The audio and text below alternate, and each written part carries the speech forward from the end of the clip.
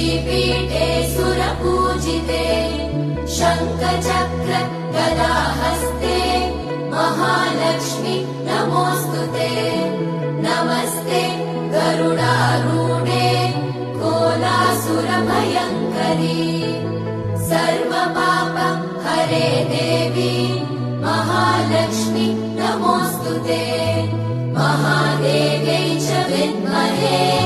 विष्णुपत्नी च धीमहि तन्नो लक्ष्मी प्रचोदयात्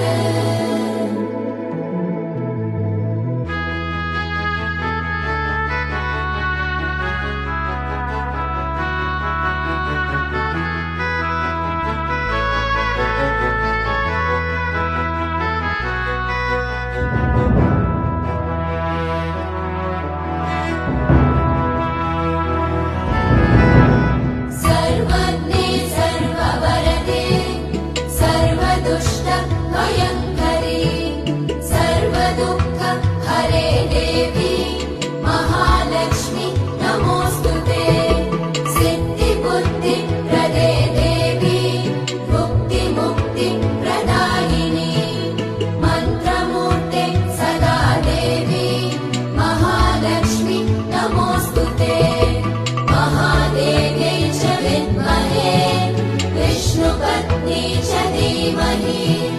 तन्नो लक्ष्मी प्रचोदयात्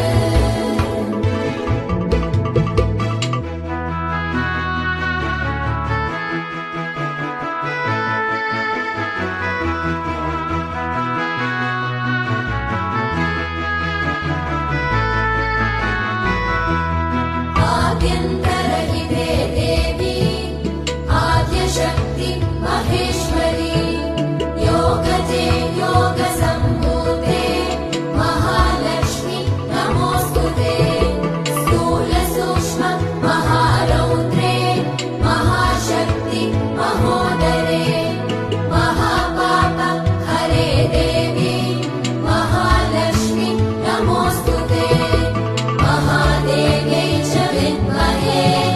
विष्णुपत्नी च धीमहि